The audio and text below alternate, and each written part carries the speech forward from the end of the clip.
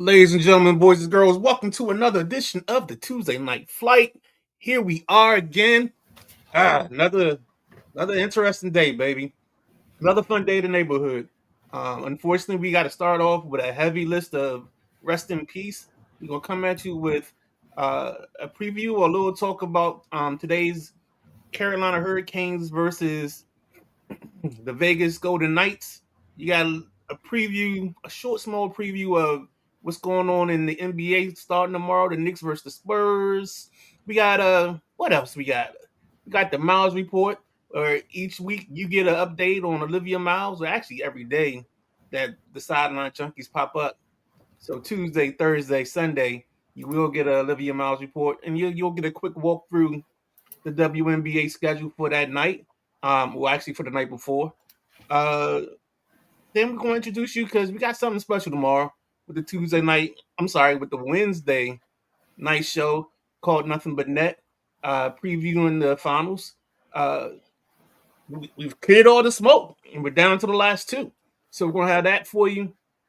With that being said, man, I'm the Midnight Rider. That's the big guy, KG. This is called the Sideline Junkies Podcast Network. We bring you a little bit of everything. We try to cover as much as we can cover. And if you know somebody that can cover something better than what we do, let us know because we'll add that person and get their expertise on whatever topic. With that being said, big guy, take it away, man. Good evening, and thank you for joining the Tuesday Night Flight. Thank you, Midnight Rider, for that rousing introduction. Like, man, when I tell you this dude that sits to my well, I guess that would be my left if you're looking at it. So yeah, that's my left. If the dude that sits to my left 3 times a week always sets the tone when we here. So he set the tone. Let's go ahead and set the table and get the offense rolling. Welcome to the Tuesday Night Flight presented by the Sideline Junkies Podcast Network. Like the Midnight Ride always tell you, if you don't have a chance to look at the video version, you can also catch the audio version tomorrow morning between 8 and 9. Get you caught up. Same thing with the show that just aired before us, Unapologetic Sports. So make sure you get there and get yourself all situated and everything. Make sure you follow us on every platform so you don't miss anything. First and foremost, Midnight Rider, how you feeling? I'm here, baby. I am here. Boy, I know that feeling. So the most fun 3 days of my work month. Every month. All right, everybody. Tray tables up, seatbelts buckled. We going. I guess you can call this the early turbulence of the flight. So we got to get through it. We 4 deep in this RIP section. So let's go ahead and go through it. First off, this one right here for those old school Colt fans. This one stings. Raymond Berry passed away the 25th. Played with the Colts from 55 to 67. Also coached New England from 84 to 89. He was the coach of New England that took them to the Super Bowl. He took them and put them he basically started the good things in New England. He was one of the key contributors in the greatest game ever played, the 58 championship. He caught 12 passes for 178 yards and a touchdown. And he retired as the all-time leader in both receptions and receiving yardage. Only 6'2", 187 out of SMU, was a 20th round pick, the 232nd pick overall. Played with the Colts, like I said, from 55 to 67. Coached the Cowboys. Went to college to coach Arkansas. Coached the Lions wide receivers. He was a wide receivers coach of Dallas, Arkansas, Detroit, Cleveland, and New England before taking over as head coach of New England from 84 to 89. Coached the quarterbacks in Detroit from 91 and the quarterbacks in Denver in 92. 2-time NFL champion, 58 and 59. 3-time first team All-Pro, 3-time second team All-Pro, 6 Pro Bowls, 3 times led the league in receiving yards and receptions. Led the league in touchdowns 2 years in the 58 and 59. 1950s All-Decade Team, 75th Anniversary Team, 100th Anniversary Team, in the Baltimore Ravens Ring of Honor.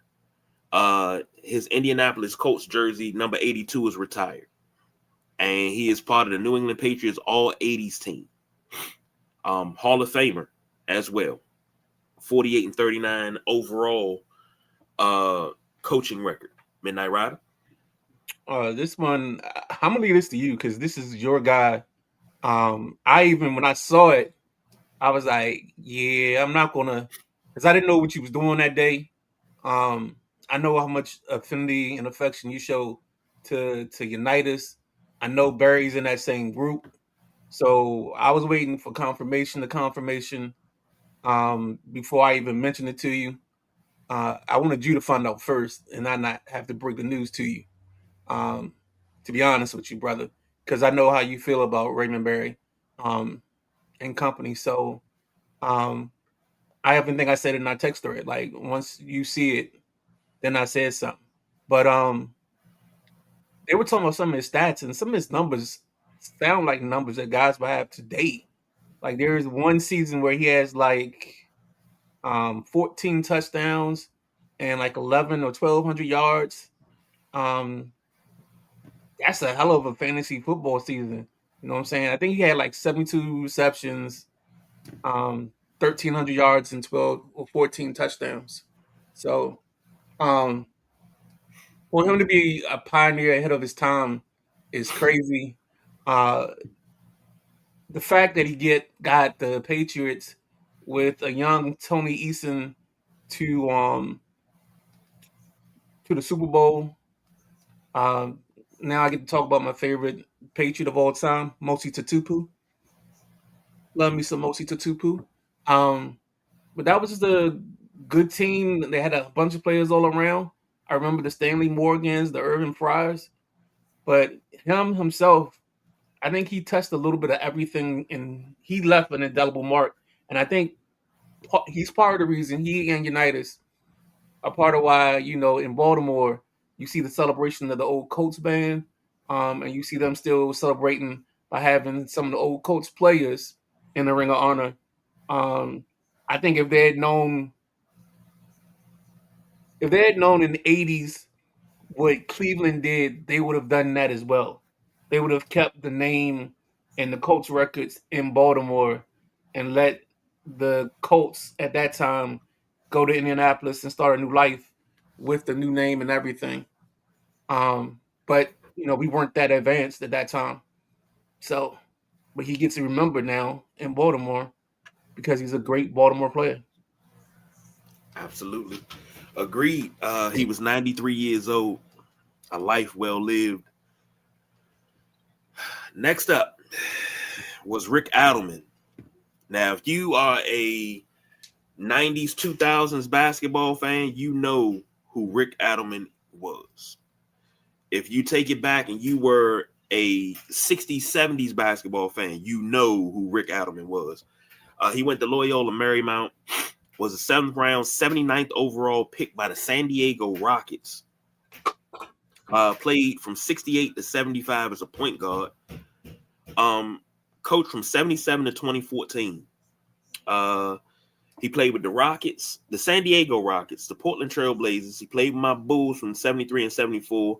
The New Orleans Jazz, the Kansas City Omaha Kings was where his career finished, and then he started coaching. He took over a team, community college, Chemaqueta Community College. Where is that located at? In Oregon, Salem, Oregon. From 77 to 83, 83 to 89, he was an assistant with the Trailblazers. 89 to 94, he was the popular coach with the Blazers, took them to back-to-back finals. Not back-to-back, I'm sorry, he took them to 2 different finals. What was that, 89 and 92? Or was that 90 and 92? 90 and 92. It was 90 and 92. Because 88 was Detroit losing to the Lakers because Isaiah hurt his ankle. So they won 89 and 90. So, coached the Trailblazers to 94. 95, he took over the Golden State Warriors to 97. And this generation, well, a newer generation fell in love with him in 99 when he took over the Kings. He had that run with the Kings from 99 to 2006 with Jason Williams, then later on Mike Bibby, Chris Webber, Vlade Divac, my man Lawrence Thunderberg. Who else is on that team? Bobby Jackson. That might be the better one. I know what you said in the pre-show, but we might need to name like either random bigs on Thursday, Ooh, or I think we should go what ifs, okay. because Thunderberg would be a big what if. But we'll Yes. talk about it in post show and put something out there tomorrow. Okay. After he left Sacramento in 06, he went to the Rockets in 07 to 2011. And he finally, last coaching stop was the Minnesota Timberwolves from 2011 to 2014. As a player, he was West Coast Conference Player of the Year in 68, two-time first team All West Coast Conference. And as a coach, NBA All-Star Game head coach 3 times, 91, 2001, and 2003. Won the Chuck Daly Lifetime Achievement Award just in 2023. Naismith Basketball Hall of Famer. Coaching record of 1,042 and 749. He was 79 years old. So, Midnight Rider. Hey man had a decorated career. Um, I didn't know he had played that long until I started looking up information on him. Ooh, Perry says Peja. Um, Stojakovic. I did forget Stojakovic. Can't forget about Stojakovic. but those teams, I mean, I always thought he was a good coach. He just had the bad luck of facing the Lakers in two iterations. Um, Even though they finally overcame in the '90s and had their 2 trips with that team, but to never get over the hump with that Sacramento team was tough. But I enjoyed it, very much so being a Lakers fan. That you But did. but I mean, here's a guy that just he was a lifer, and he just was always around hoop. I always liked the way he called basketball games. Um, I always liked him as a coach. For him to do the stuff he did with Weber and Divac, I think that sometimes when you know your team, you have your way, but then sometimes the way your players play becomes your way, if that makes sense. You can't force a round peg or round peg in a square circle, or however that goes. But you know what I mean. I know what you mean. Or I'll put it in OJ terms: if the glove don't fit, then you must have quit. Let's do it. To piggyback off of what you said, I agree 1,000%. And it was just a happenstance that he ran into those Laker teams. One year was actually the refs; it wasn't the Lakers. But hey, who am I? Who am I? He allowed his players to be who they were. Jason Williams flourished under him. I don't think Jason Williams really had a better stint in the NBA than with Sacramento, because it's like you saw who he was. You saw white chocolate. But they needed a steady hand, and they traded and they got Mike Bibby, and the team seemed to get better. And he built out a great bench in Sacramento. I mean, they were known as the bench mob, if you will. Right. So, rest in peace to Rick Adelman, man. Like, geez. Now, this one right here, this came across. I think I seen this morning. Larry Fitzgerald Sr. has passed away. If you don't know, father of Hall of Famer Larry Fitzgerald, longtime Minnesota sports journalist. He was 71 years old. He was the first reporter to ever cover his son at the Super Bowl. Mm. Not only that, he was able to get Larry Fitzgerald Jr. the ball boy job with the Minnesota Vikings, and he got tutelage from Chris Carter, Randy Moss, and Jake Reed, as well as Dennis Green. So he had, a lot of people in this corner. Just, geez, man. I don't even know what to say. So I'll toss to you, Midnight Rider. No, I think the same thing, man. We just got a guy that was great in the Minnesota area, great reporter. Um, I think the first time I heard about him was when Larry was at Pitt. Uh, I knew he did some good work.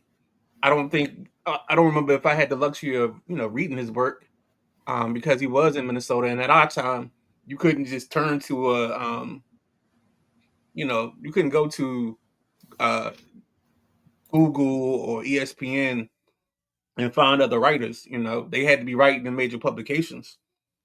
But yeah, Larry Senior, good writer, great writer from all accounts. Very influential, and he got lucky to get his son the ball boy job with the Vikings. When you have Jake Reed, Randy Moss, and Chris Carter. Um,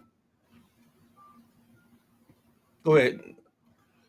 Well, hey, that's what I got. I mean, I like how you said in our time. Yeah, we couldn't just click something and read, the West Right. Coast stuff. If you didn't have a subscription, you wasn't getting none of that. You used to get that stuff delivered to your door, but you don't get that. So, rest in peace to Larry Fitzgerald Sr. Perry said outside of getting a ring in Miami, I thought White Chocolate was handcuffed in Miami, even though he had to play a little bit more control. But he played inside the system. That was just my thought about Jason Williams in Miami.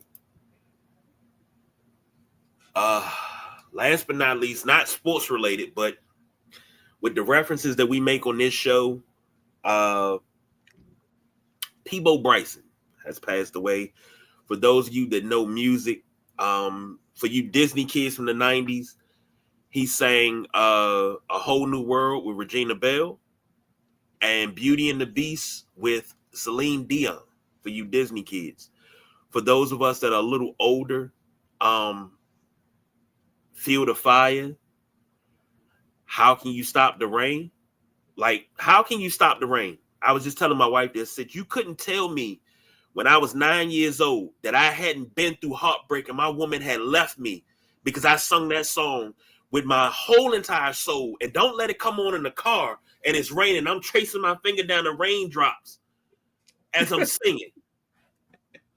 You can't tell me that I hadn't been through heartbreak. Peabo Bryson made you feel it. Like, when I'm telling you, 9-year-old me, my longtime girlfriend of 15 years, she done left me. I don't know how can I go on. Hold up. So you 9 years old, but you got a 15-year relationship? Okay. I'm just checking. I didn't know if I was what was going on here. You couldn't tell me I didn't, man. I'm telling you, like, I'm telling her straight up. Like, how can I go on with these long nights and these endless days? Like, do you ever wake up and reach for me where I used to be? Baby, can you stop this rain from falling? Can you chase my clouds away? Like, you couldn't tell me that I was not feeling that at 9 years old. You could not tell me that I didn't know what heartbreak was. They say we losing recipes, man. We losing legends, man. We losing legends. Like, if you listen to the radio at night in the 80s and the 90s, you was going to get some Peabo Bryson. You went and rode with an uncle or aunt or something, you was going to get some Peabo Bryson. So, Midnight Rider. I can't follow that. You know how you say to tell me sometimes? You just gotta let the moment be. I'm gonna let the moment be. Can I trust you to take us to commercial? You want to take us to commercial? No. I mean, I want you to play the right commercial. Well, I already got that set up. Okay. Mama Sweeney said, "Love Peabo Bryson." See, Perry said, "Babysitter, huh?" I said I wasn't gonna go overboard, but I'm telling you, when I tell you, when it comes to Peabo Bryson, like that, you know what? It's concert night. That's all I'm gonna say. Look, we got to reset. Rest in peace, Rick Adelman. Raymond Berry, Larry Fitzgerald Sr., Peebo Bryson. Condolences to all their family, friends, loved ones, anybody that they touched, anybody that knows them, man. Like, geez, I respectfully, we're gonna take a commercial. We're gonna reset. When we come back, we're gonna roll through the NFL and what's going on. And we got somebody to roll with us to talk about this blockbuster trade that happened. They're probably gonna set everybody, else back for a few years. But we'll see you on the other side of the break.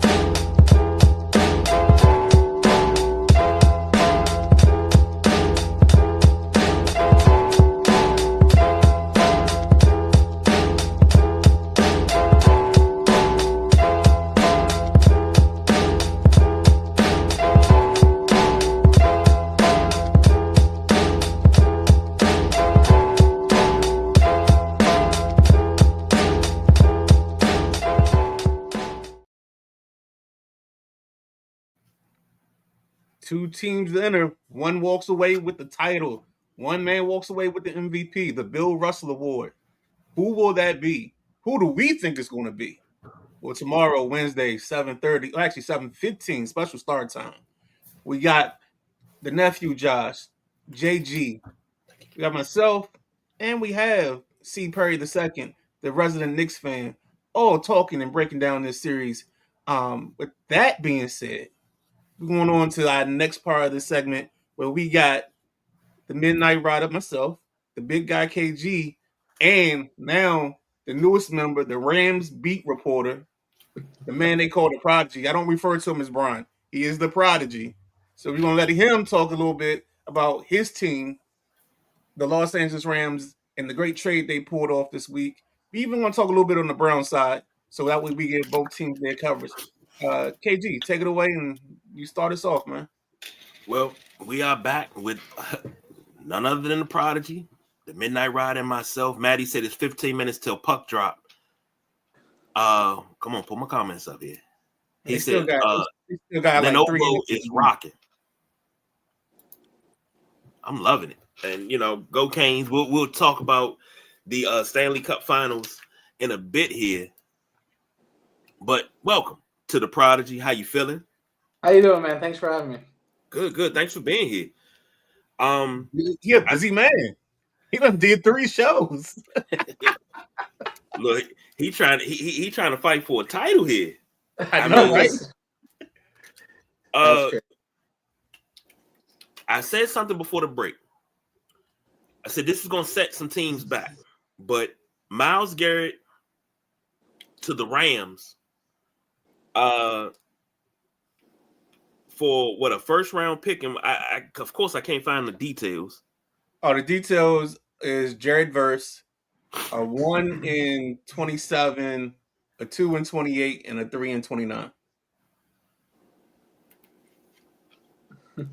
Look, man, the Rams do this thing where they don't believe in draft picks. Did you were you able to load that joint up for me? If you didn't, I'll go find it. I got it. I forgot to load it. Let me load it. You go ahead and talk. Let me load. All right, cool. So here we go. Let's just go ahead and start it this way. When you get the trade, what's your first thoughts? What's your first, I guess, result? Because you lose Verse, but you gain Garrett. Right. Well, when I first saw the notification when I heard about it, I heard the Myles Garrett news first, right? That was the first wave of emotion, was hearing that we got Myles Garrett. Okay. And then reality sets in. Okay, what did we give? What did he do? What did he give up? Did we throw 3 firsts at him? And then I read it was Jared Verse, and I'm like, wow.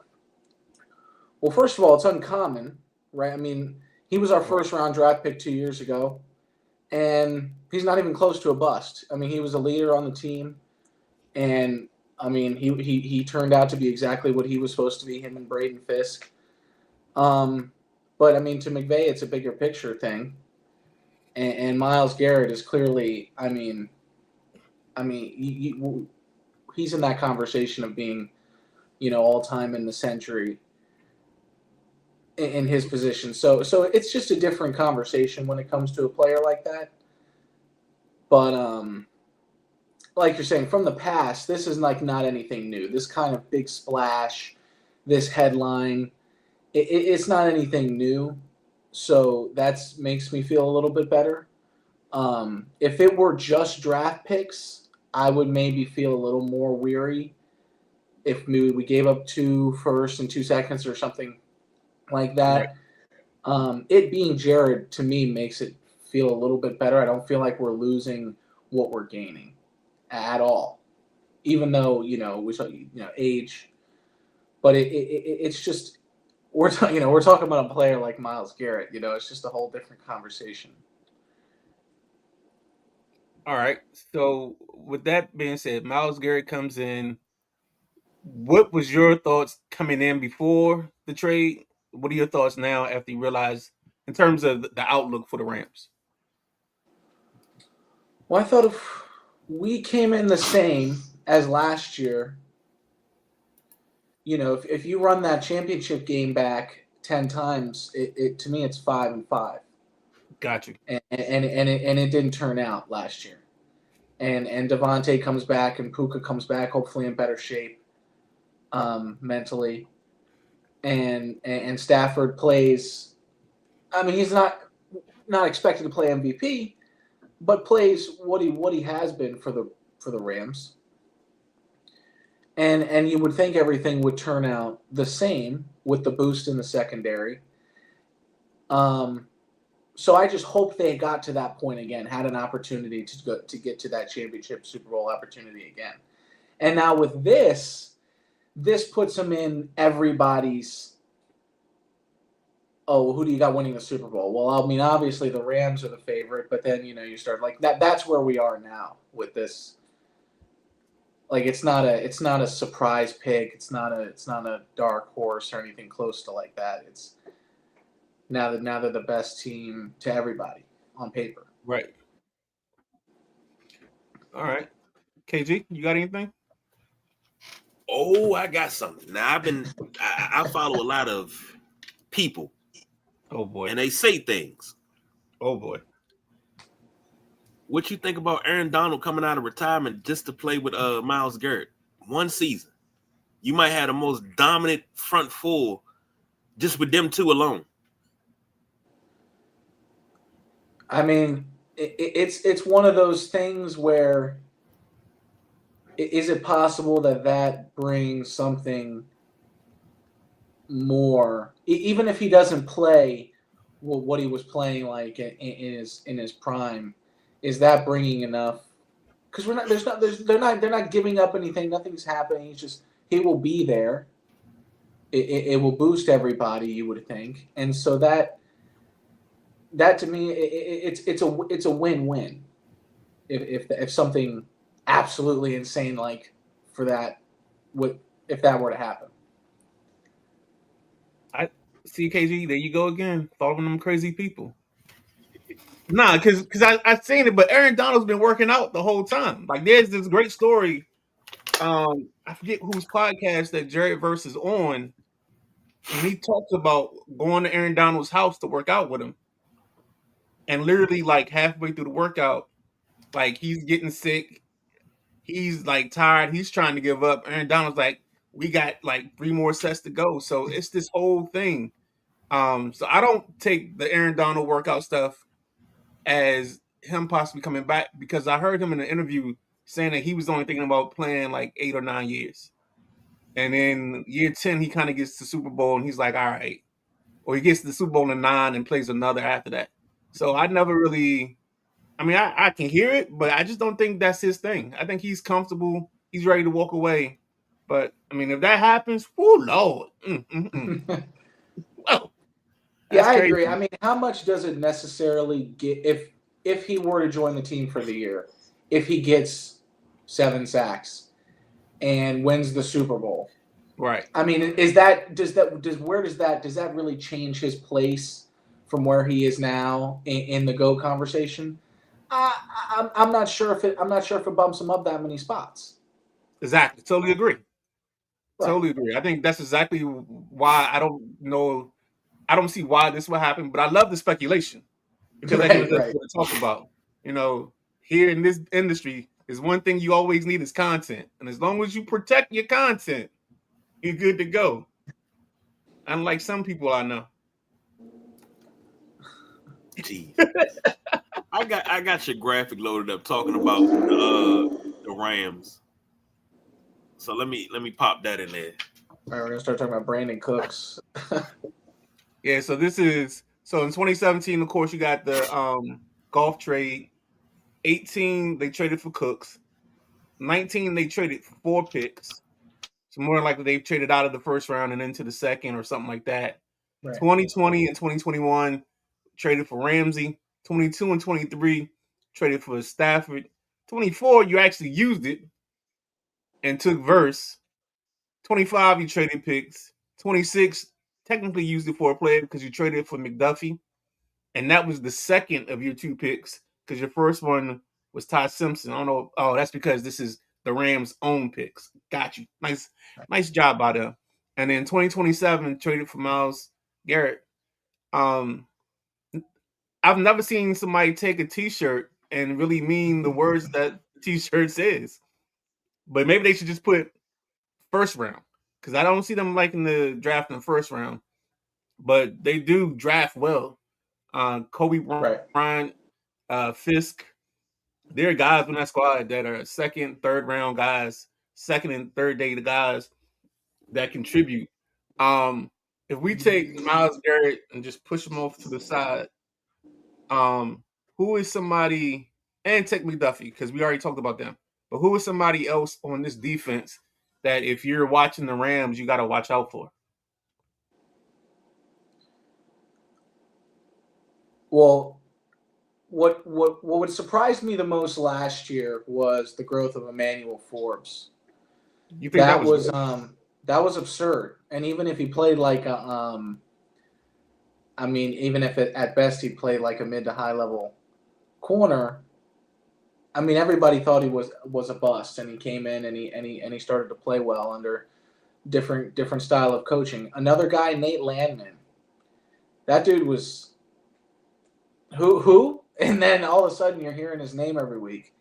And he was making a huge impact. I think he led the league in tackles for a while. I don't know about at the end of the season. I like Landman. Yeah, he was a monster. So if you can get those kind of guys, like you're saying, those third, fourth, fifth round picks that they drafted well, that a year filler guys that are making an impact. If those guys can just play a little bit better every year, right? Mm-hmm. You know, they're at that point where they're going to be in they're at that peak. And I think they have the perfect mix of that veteran and youth, veteran youth being able. You know, there's so many young guys there, and there's also so many guys to learn from. You know, and that's without Miles and Aaron Donald being around. I gotta hit you with a not so fast, my friend. The Emmanuel Forbes, I know what you're saying, but I know you watch him probably more than I did, but the guy I saw was still the same guy because you don't go out and get 2 new corners if his guy isn't. You're right. You're right. You're right. Maybe I shouldn't have opened with his name. It's all good, but no, I think he played well in spots.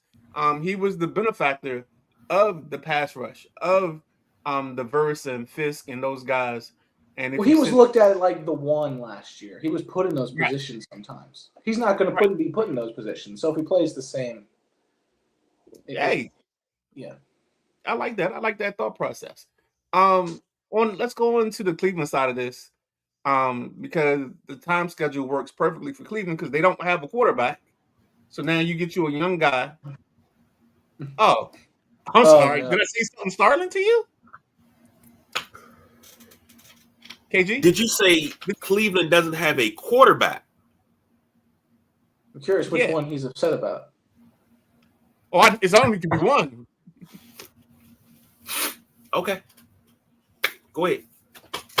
All right. So seeing that Cleveland has drafted, now I think their quarterback room is Deshaun Watson, Shedeur Sanders, Dylan Gabriel, and Taylor Green. And then they're even talking about, and when I listen to Cleveland radio, talking about drafting the kid Sorsby, which doesn't make sense to me. Why you need 5 quarterbacks in the room to not do anything to give you anything for your future? But hey, that's what they're doing. Your thoughts on the Cleveland side getting Verse and then the 3 picks?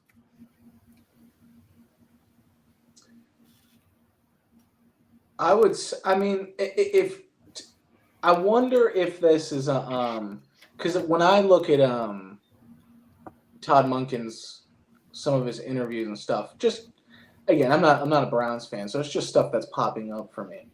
Mm-hmm. And I saw this comment about him making some kind of comment about 7-on-7 and them throwing interceptions or some comment like that, and it's you can tell like. He walked into this. Oh, I also heard he maybe never never even met Myles Garrett yet, which was a thing. And it's like you get into this situation, you look around, you say, "Do I have a shot with anything that I have here? Anything?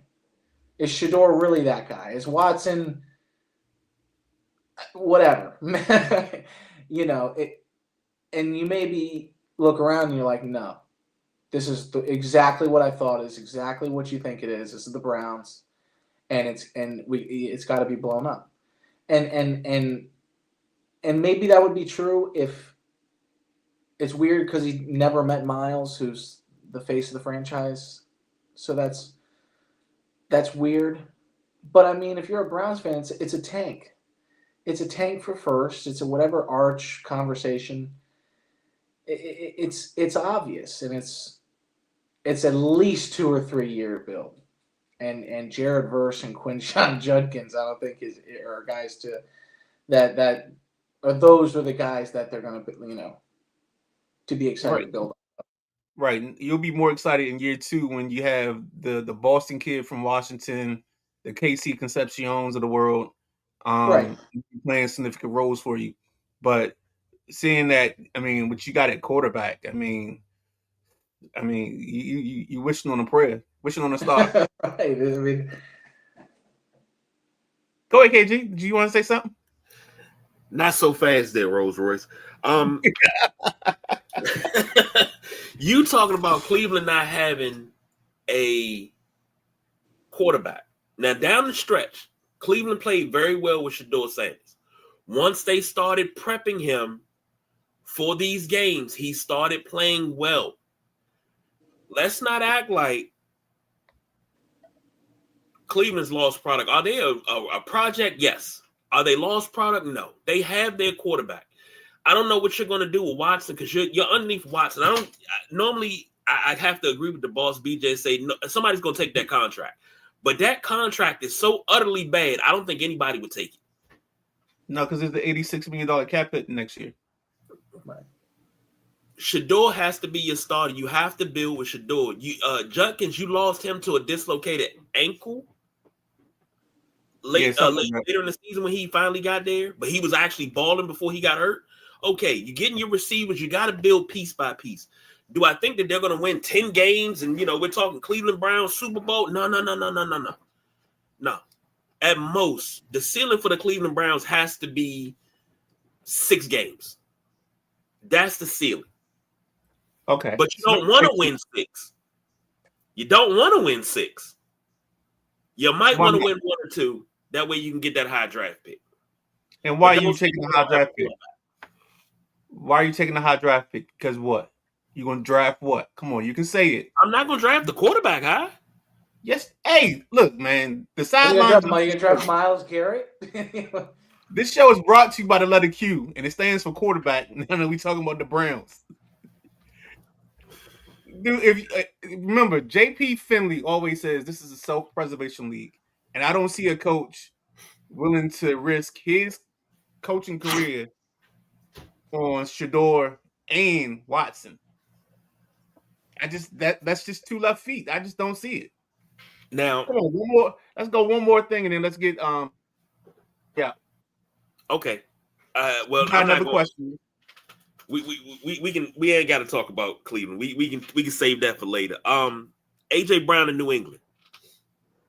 Since we talking trades, traded from Philadelphia to New England for a 2028 first round pick and a 2027 fifth round pick, the better New England pick. Does that make New England better? Does it make Philadelphia worse? What have you? That's on you, Prodigy. I think the concept of you have an off season after you make the Super Bowl of the only thing talked about your team this entire off season is your coach doing whatever and maybe or may not losing the locker room. That could be true. That could be not true. Whatever. And then you have a guy like AJ Brown, who to Eagles fans now that he's gone, are going to say that he was whatever, a cancer to the locker room, and so that mesh makes the trade feel like it doesn't feel like the wide receiver that won the Super Bowl a few years ago just got traded to the team that just went to the Super Bowl.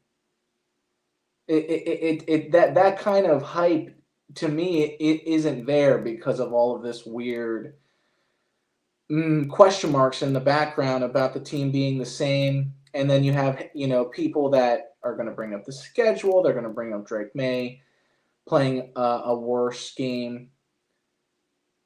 But, I mean, on paper, it's a better receiver going to a team that needed a receiver. But all of that stuff surrounding the Patriots specifically, to me, make it interesting. I don't know if you guys have seen this, but he's in the locker room singing high praise and, oh, I'm so happy to be here, and this is the dream scenario, and oh my gosh, I've never seen it. I mean, he's hamming it up. Now, by week 10, he might not feel the same, but right now, he's talking about it's a lovely day. It's perfect. I'm so happy to be here. So I don't know, And man. plus, their former relationship plays an aspect Right. in it too. I don't know what that's like. I don't know what that's like. Well, that's also that relationship. So this is my theory. That year, AJ Brown and Treylon Burks saved the value of the wide receiver position because that trade was really made because they didn't want to pay him the absorbent amount of money that you had to pay your receiver at that time, whether it was 20, 22 million, whatever the number was. So the idea was maybe because we've always, if you've heard people say, oh, the running backs now, the wide receivers, you can just draft a receiver and put him in position and then just plug and play. And because Burks got hurt and failed, the plug and play part went away. So now you got to pay your receivers. And that's the biggest reason. If Treylon Burks had came in and played well, we treat receivers totally different from this point on than we would have because he didn't. And I think that was the key.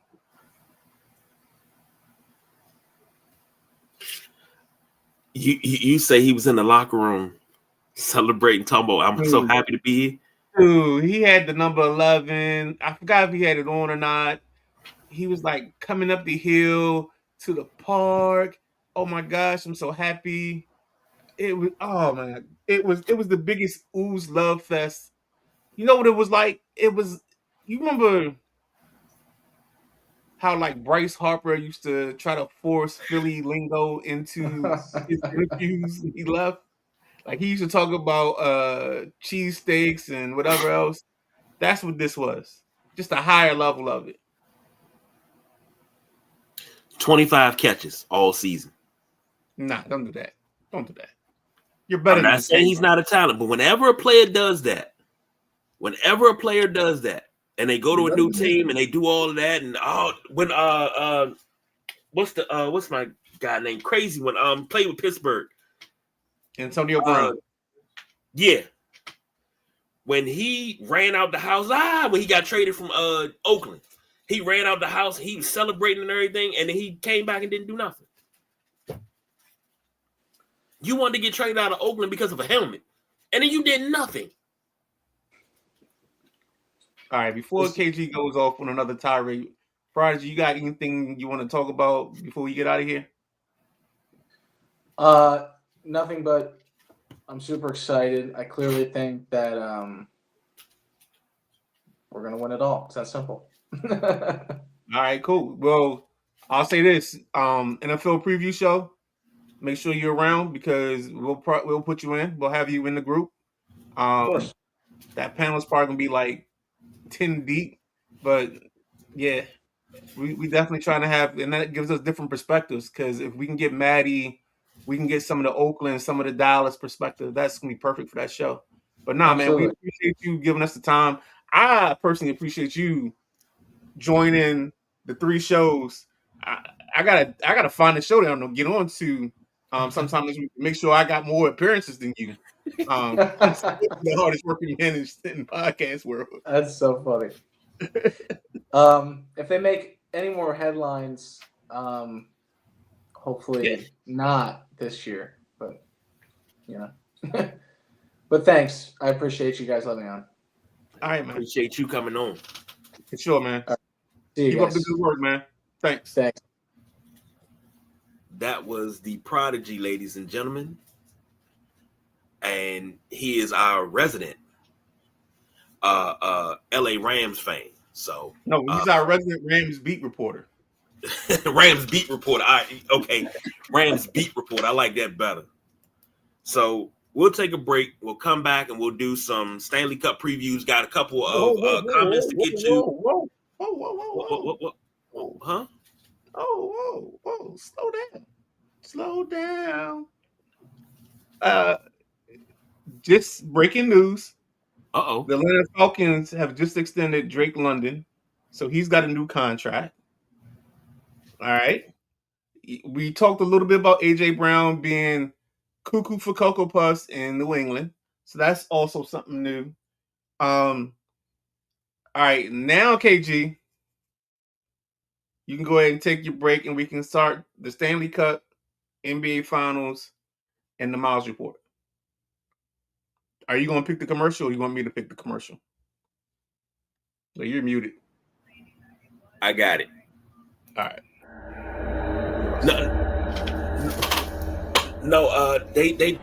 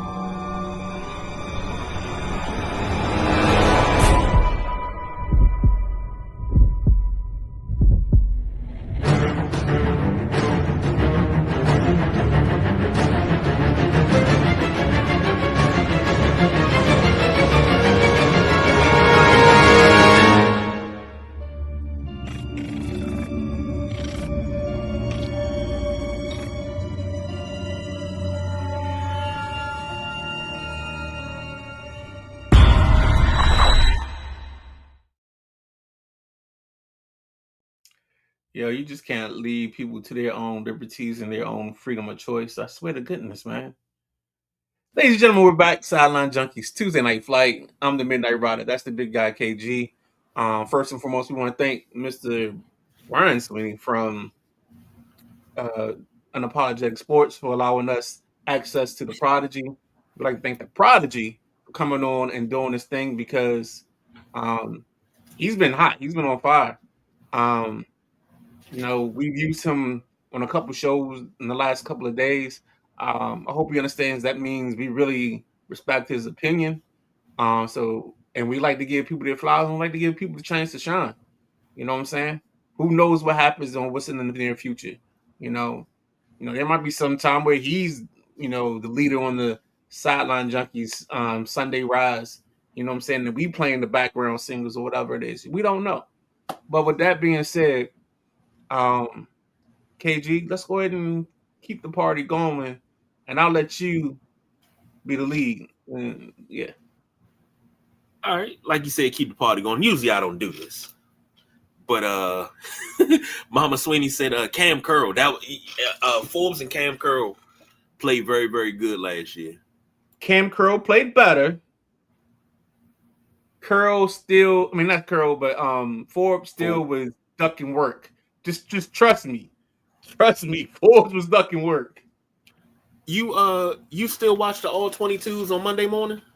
Nah. I don't do that no Okay. more. I'm not. So right now, my guilty pleasure is ESPN matchup, because that comes on at some ungodly time, like at 5 a.m. on Sunday mornings. So I'll watch that, and I actually tape that. So if I don't catch it live, I make sure my first viewing thing is my man Cosell and Company giving me all the hits. All right. I just wanted to check because I mean, outside of myself, I didn't know too many people outside of you and I should say, that watched the all 22s and like really broke it down and was like, okay, the only thing we don't have is the clicker and being able to draw on the screen. That's the only thing we didn't have. And I think for me, the only reason I kind of calmed down on my all 22s, that's not good. Sorry, I'm watching the Nats against the Marlins, and their backup catcher Drew Millis just went into third base. He went into the base head first slide. That's not going to be good. That's going to hurt. That might be concussion protocol, because that was, yeah. Sorry, not to get distracted, but Matty Ice keeping us updated with the Stanley Cup Finals. He's got it. He said, I hate ESPN/ABC haven't showed any of the pregame like TNT. They can bite me. Matty been talking about that pregame and what goes on and how they show the crowd and everything that goes on in Carolina, because it's a raucous scene and it gets you amped up. And I'm surprised they didn't do that. No, you're not. Why not? Because it's ESPN. It's ESPN. Yeah, this is not our ESPN. This is not our ABC. So they're into this because they pay, what is my guy that used to play for the Rangers, Messier. They paid Messier. They got PK Subban, who, oh gosh, PK Subban just annoys me because he wears these random outfits and like, dude, come on, man, okay. What brother dressed you? I don't think it's your brother. Unless you from somewhere like, like maybe he got that Chi-Town flavor or Detroit flavor. But that's another story for another day. I'm sorry. I didn't mean to even to mess this up. I apologize. Go ahead. It's Adam all good. Adam Lee Decker gets his highest score this season with the 45. And this right here, this is how you know Matty excited. Ellers, 25 fucking seconds in, Kane, 1-0 Canes. And it's still 1-0 right now with about 12-18 to go in the first period. He said we may have scared Teddy. Hey, it's one of those things. He know when to cheer, though. I guarantee you. This is something that I was thinking. Before you go, Lee Ice says, well, that didn't take long to score.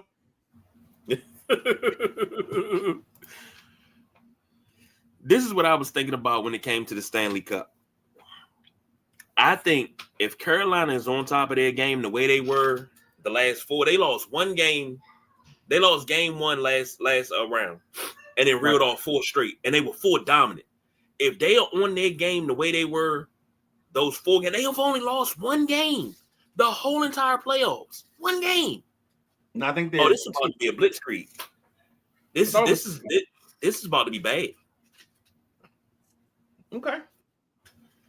I personally think that I got Vegas in 6 because Vegas went in and beat Colorado, and I didn't think anybody was gonna beat Colorado.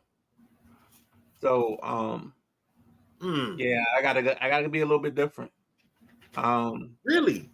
Yeah. I mean, if his mama call him Clay, I'm gonna call him Clay. I'm sitting here. You said that. I don't. I think Vegas is a good team. I'm not gonna say that they're gonna get beat 4-0. I think Carolina in 6. That's what I got. I got Carolina in 6, but it's gonna be something like Carolina wins 1, 2, and 3. Vegas sneaks in 2, and then games. They sneak in 4 and 5, and then in game 6, they go ahead and they end it. They just put them out of their misery, and it's not even gonna be close. It's gonna be like an 8-1 drubbing in game 6. That's what I'm thinking. All right, random thought. I don't know if you watched a lot of MLB, and I know I'm hijacking the show a little bit with this thought process, but I don't know if you've seen where all of a sudden now all the ballparks, the guys are taking their t-shirts off and spinning around their heads like a helicopter. The only problem is I haven't heard all the audios. I don't know if there's someone aquatic enough to know to play Petey Pablo when this happens. Because that's the only thing missing from this. I get the bit. And there's one thing that I do. I respect all bits. Bits happen. That's a t-shirt. That's a t. Right. That's a Midnight Rider classic right there. Where's my daggone joint? Where's my pen? It's happened. Oh, Midnight Rider on point, boy.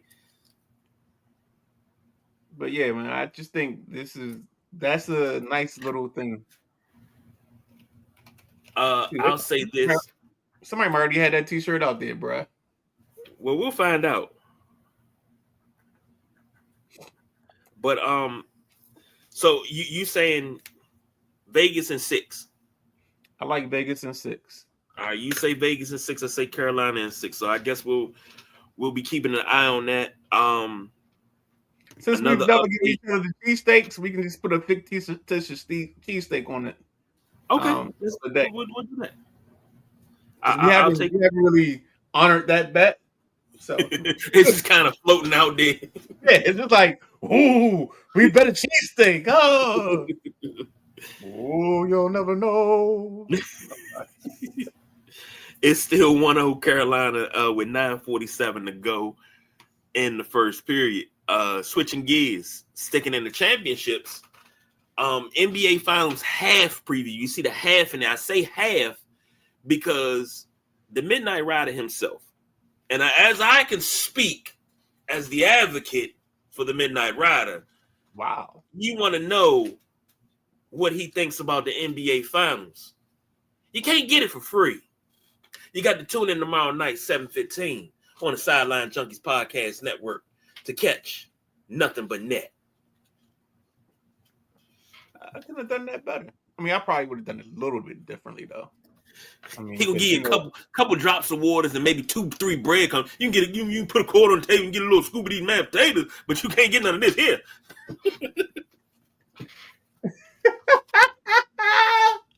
Oh, hey, hey, Rider, what's it gonna take to take some of your NBA picks and turn them into NBA picks tonight, as opposed to tomorrow night?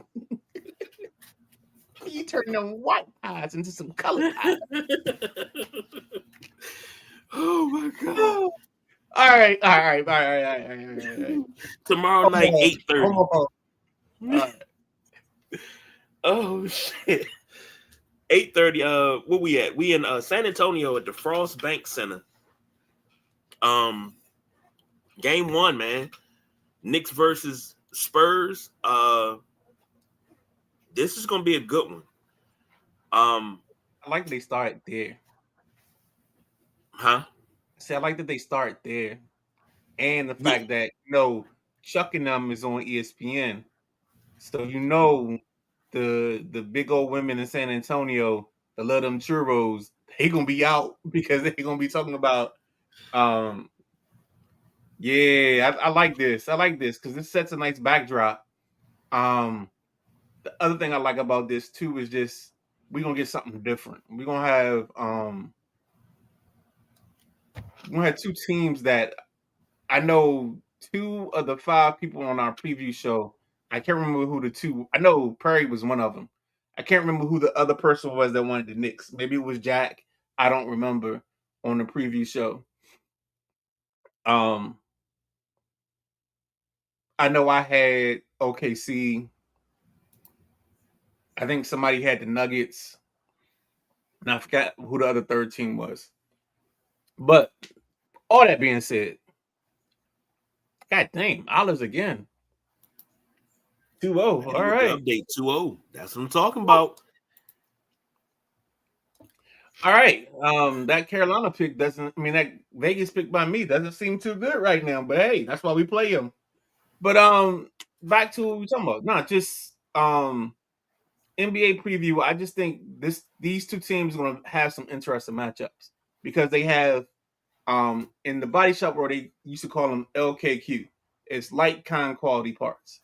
And I think there's some guys that are dogs. Like you take your OG Ananobis, you take your Josh Harts, and then you compare that to the VNC, the Vassal and Castle connection that San Antonio has, and that's one interesting defensive dynamic. The other defensive dynamic is Wemby.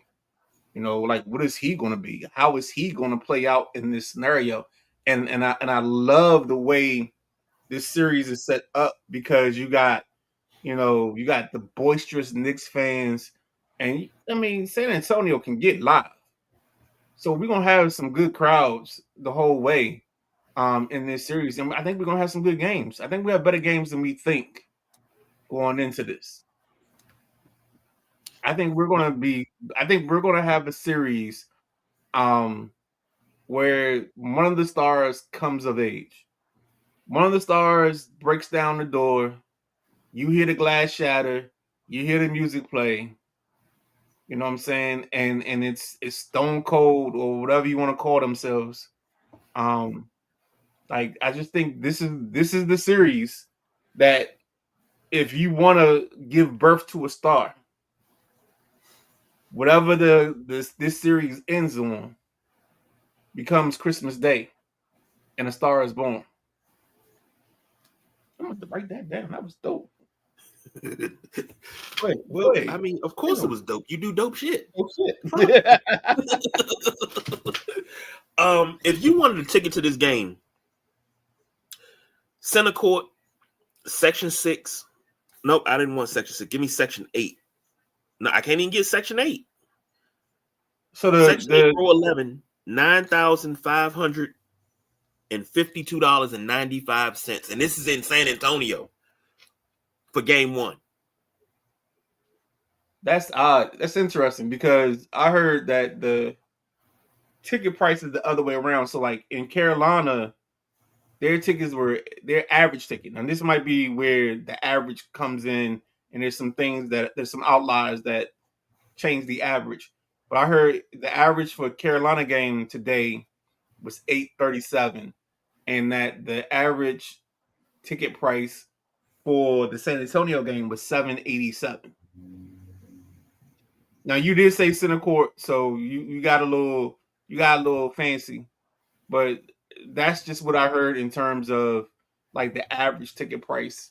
And that I mean, of course, Chris Russell brought this up because the hockey was higher than the NBA, and you know how he loves talking about how much better hockey is than the NBA. But I'll Hey, digress. sitting in a box, box 10. This in the corner, but it's box 10, row 14, $17,540 is the resale price. Okay.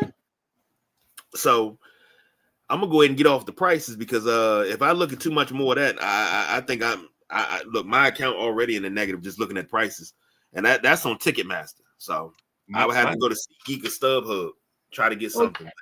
But think about this: if the price of the ticket is $17,000, and the way SeatGeek and all those places put fees on it, what do you think the fees gonna be? Shit, we might be talking close to 18. Well, no, we might be talking close to 19,000 with the taxes and all that. I'm thinking closer to 22, 23. Sheesh, it's a rich man's game. This series, I like this series.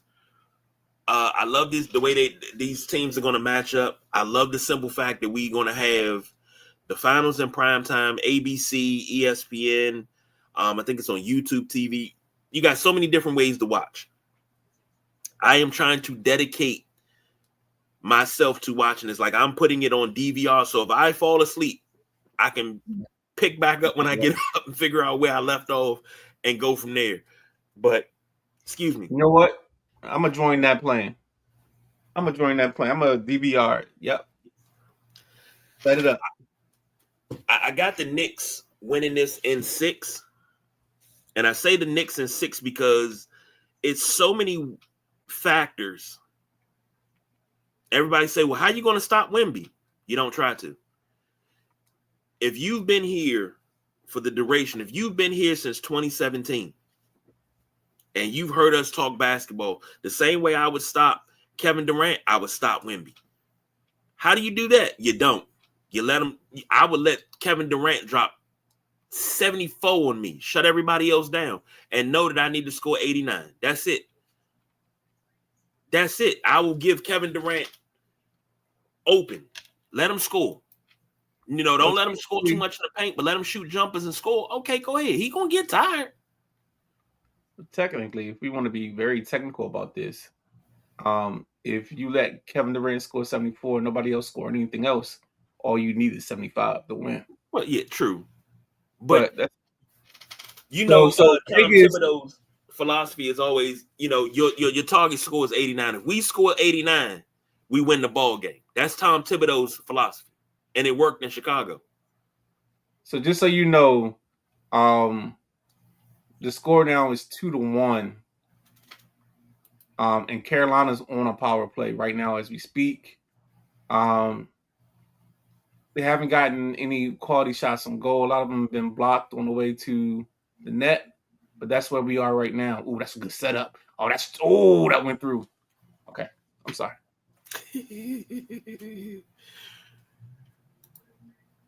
But I got the Knicks winning this. The Knicks can win this if they don't try to do too much. Don't, like we talked about it last week, don't play cute. Play your game. Right.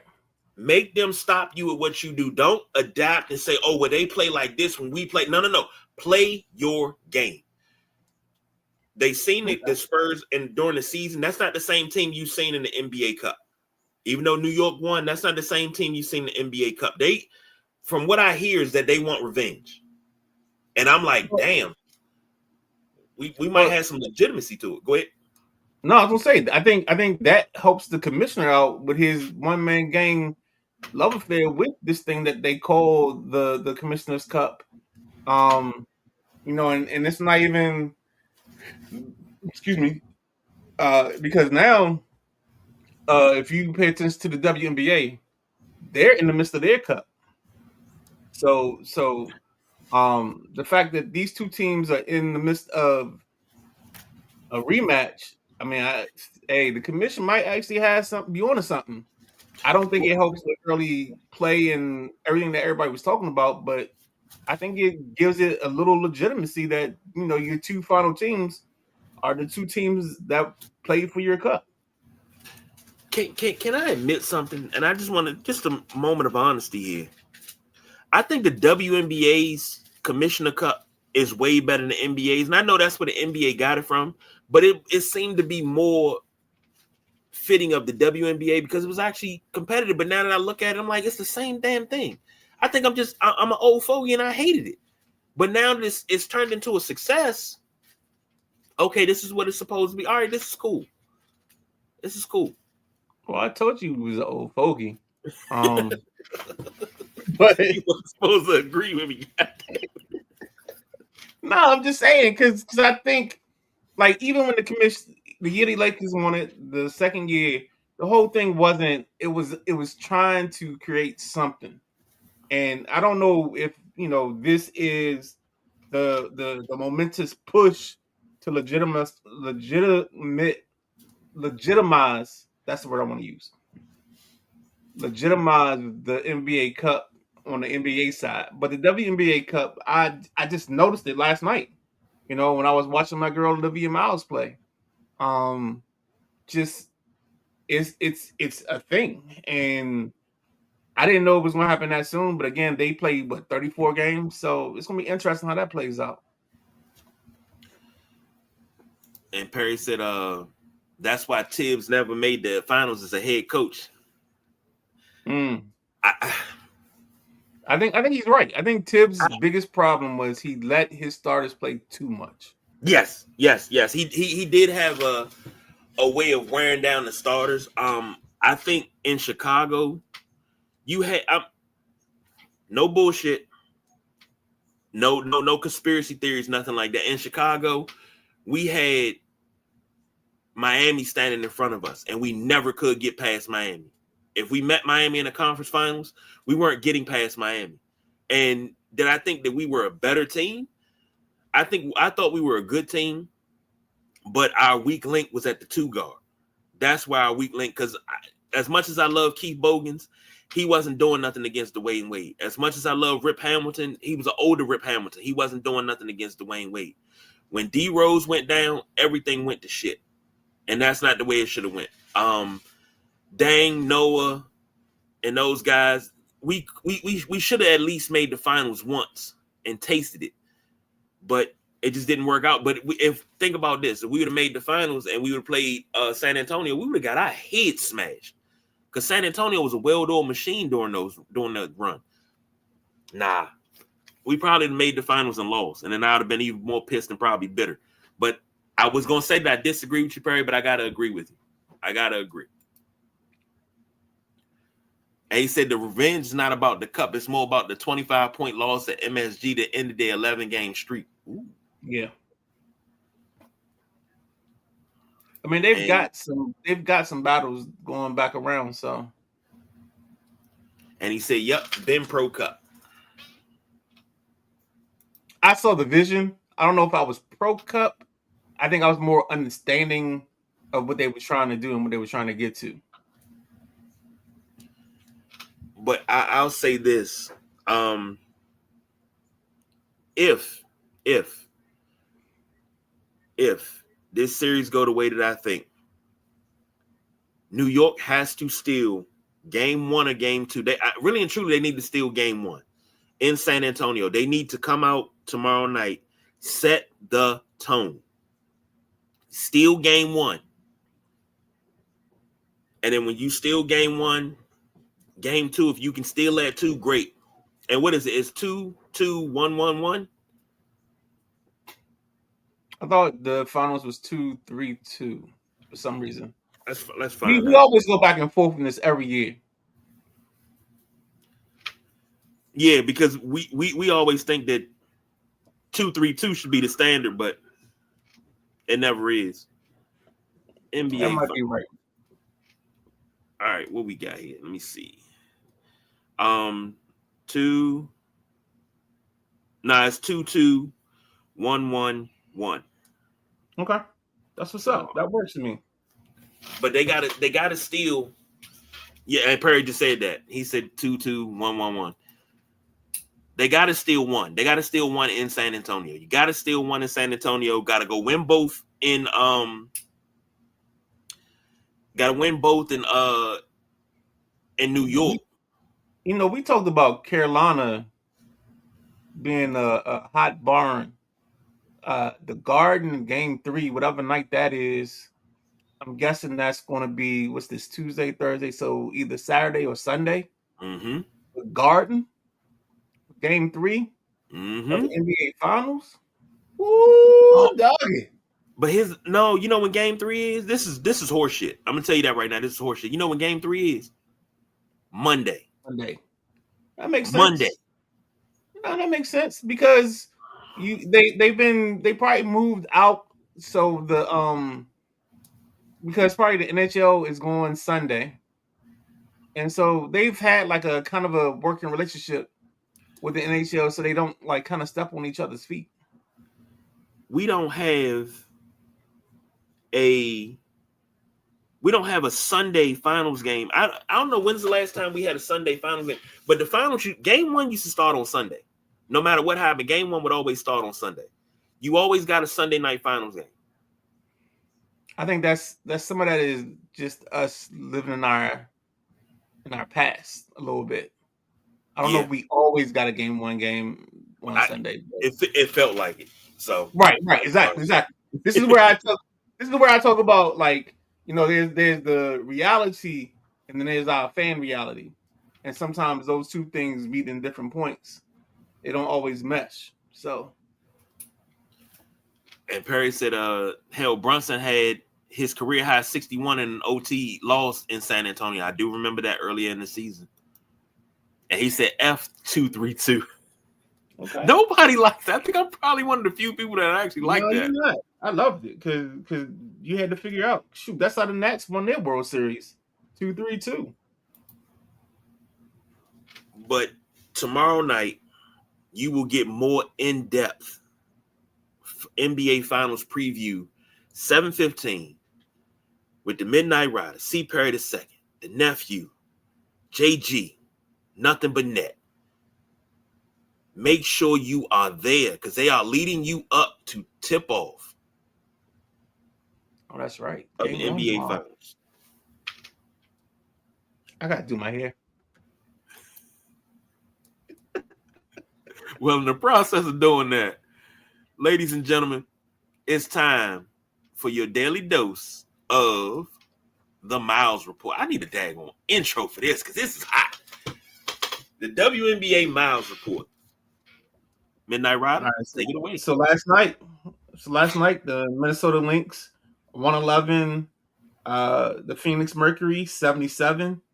Our girl, Miss Miles, dropped 19 points on 7-9 shooting. She didn't take any threes. She got 4 rebounds and 9 assists. All right. Now, also, let's see what else was in the docket last night for the WNBA. Oh, that's the night. So last night, also the Dallas Wings scored 79 points, and the Seattle Storm only scored 56. Last night, Azzy Fudd still struggling a little bit. She had 9 points on 4-7, 1 of 4 from 3. Paige Buckers, she only had 10 points, 9 rebounds, and 7 assists. It looks like a little bit of everybody contributed for Dallas, and nobody really contributed for Seattle.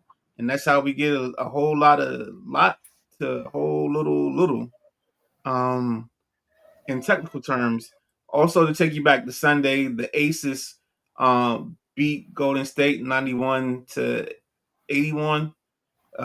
In this ball game, Miss Asia Wilson put on another show. 28 points, 15 rebounds, 4 assists. Is that Jackie Young?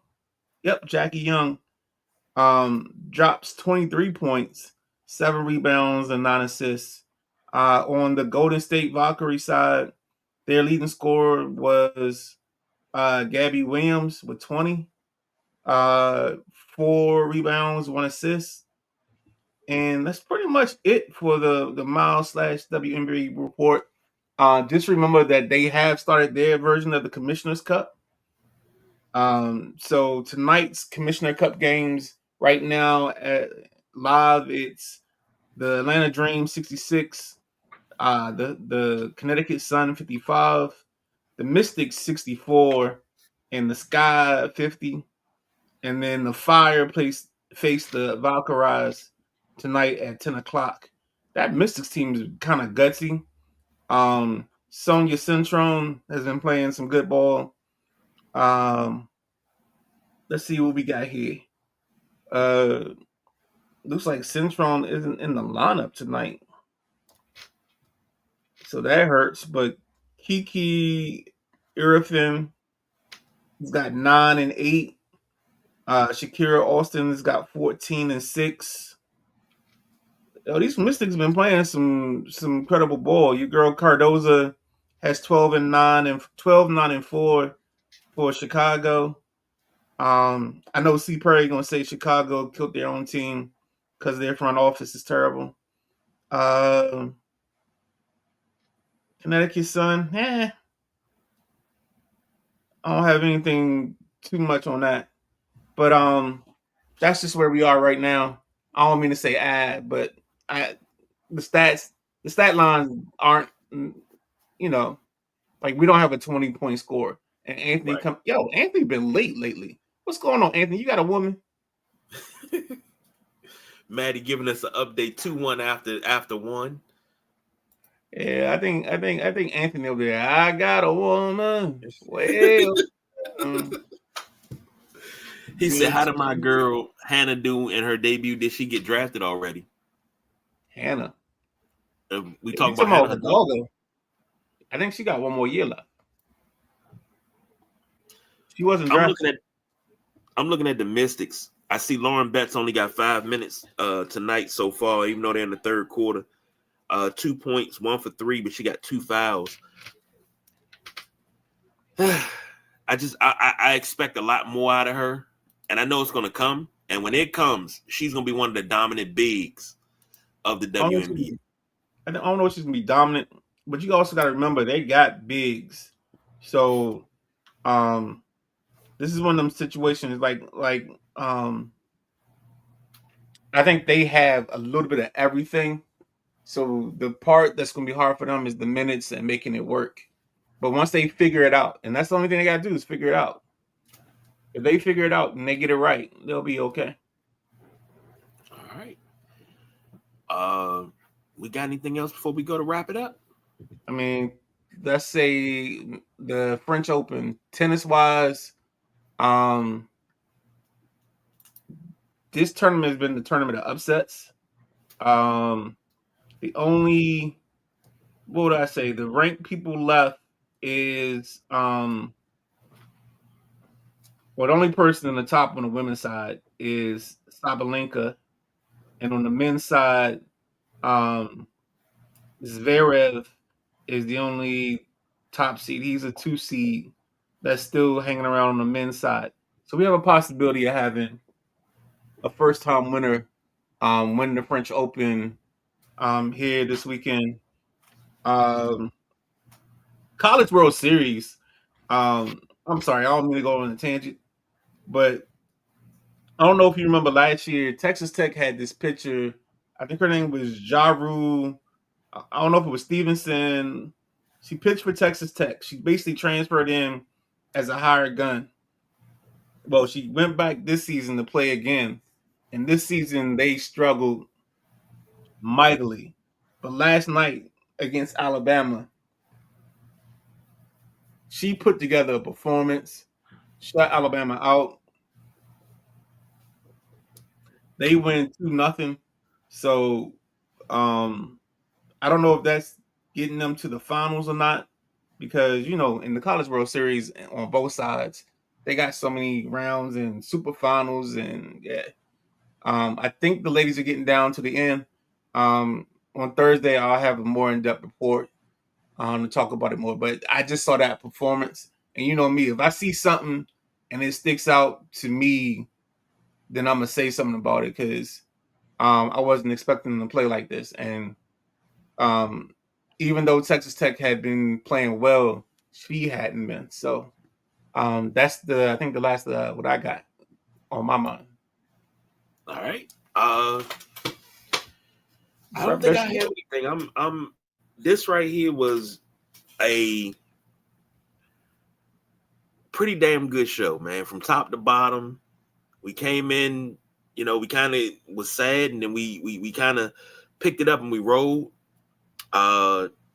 This is the time of year when a lot of things are happening. You got graduations, kids getting out of school, NBA finals, NHL, Stanley Cup. We got the WNBA. Man, this is just baseball's getting hot. And if the weather can stay hot, we're gonna start seeing a lot more balls jumping. But man, this is just a wonderful time of the year. Until this, I think this is second to when we get to the sports equinox, where we get everything all at once. So I just wanted to say that. You forgetting, starting next week, we get the World Cup.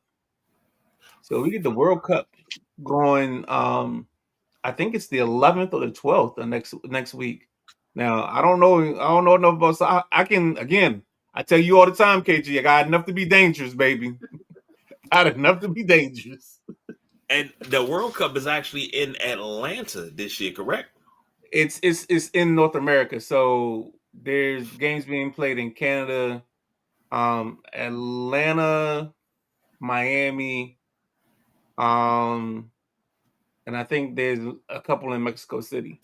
And I think the one that everybody's trying to get is if England has to face Mexico City in Mexico City in like the knockout round. That could be a very interesting game because of the weather. Because in England they just had like a heat wave, and the fact that it was like in the 90s was like a shock to their system during the French Open.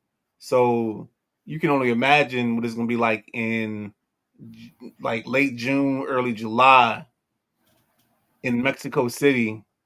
So that's one of the factors that teams they've been talking about is some of these European teams playing in this humidity that is in the U.S. Whether it's Miami, you know how in Miami, the Dolphins, they will put the road team on the side where the sun goes. So you might get I think in soccer, most time, both teams are in the same sideline. So hopefully one of the World Cup adjustments is that they sit on the same sideline in the shade so they can save the players' legs. But it's going to be interesting how this plays out. I mean, France is loaded. I always never count on the Dutch the last couple of years. I don't know what the Dutch have, but the Netherlands, they always are rounded. Argentina's always dangerous. And I don't know. I mean, the U.S. has some kids, but they may be one more tour away from being dangerous or being able to get past the knockout round. But hey, man, the one beautiful thing about the World Cup is it's like a box of chocolates. You never know what you're gonna get. Well, I think that's what we gonna go ahead and end the day. Let's go. I'm good with that. Like, I mean, I'm feeling nostalgic, but daggone so. But hey, man, thank you everybody for listening, watching. Thank you to the Prodigy for coming in and talking NFL with us. Maddie for keeping us updated on the Stanley Cup. Perry for getting me to agree with him about Tibbs. Normally I don't do no Tibbs slander, but I gotta admit it. He worked the hell out of the starters. Anthony for checking in. Mama Sweeney coming in. Man, tune in tomorrow, 7:15, right here, Sideline Junkies Podcast Network, and catch up with the crew from Nothing But Net. Take you all the way up to tip off of the NBA Finals. Myself and the Midnight Rider be back on Thursday to have a discussion topic, break down game one of the NBA Finals just a little bit.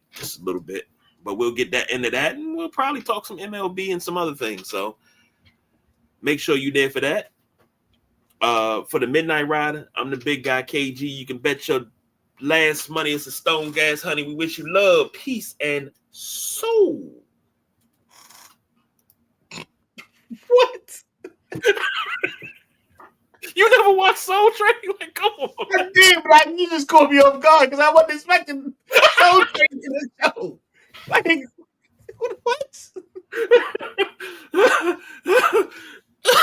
Good night, everybody.